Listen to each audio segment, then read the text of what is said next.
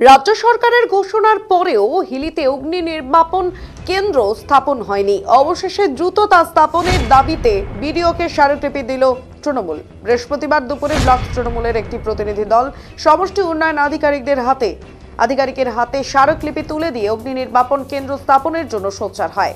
অগ্নি নির্বাপন কেন্দ্রের প্রয়োজনীয়তা সমষ্টি উন্নয়ন আধিকারিকের কাছে তুলে ধরে ওই তৃণমূল প্রতিনিধি দলের সদস্যরা। স্মারকলিপি গ্রহণ করে প্রয়োজনীয় পদক্ষেপের আশ্বাস দিয়েছেন সমষ্টি উন্নয়ন আধিকারিক।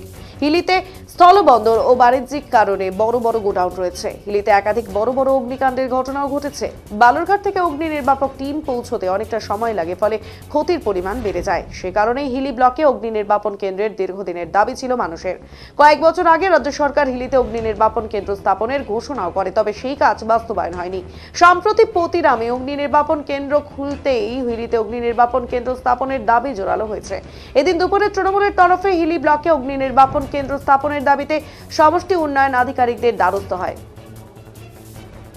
তৃণমূল ব্লক সভাপতি মিহির কুমার সরকার সহ একাধিক নেতা উপস্থিত হয়ে হিলি ব্লকে অগ্নি নির্বাপন কেন্দ্র স্থাপনের প্রয়োজনীয়তা তুলে ধরেন। বিডিওর হাতে স্মারকলিপি দিয়ে দ্রুত পদক্ষেপ করতে দাবি করেন তৃণমূল নেতা।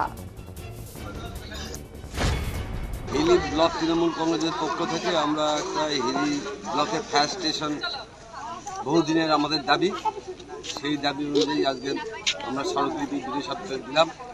বিডিও সাহেব আশ্বস্ত করলেন যাতে অতি সত্বর হিলি ব্লকে একটা ফায়ার স্টেশন হয়, তাহলে আমরা যেভাবে বিপর্যয় বা এগুলি সংযোগ ঘটে সেই বিপর্যয় হতে আমরা রক্ষা পাব।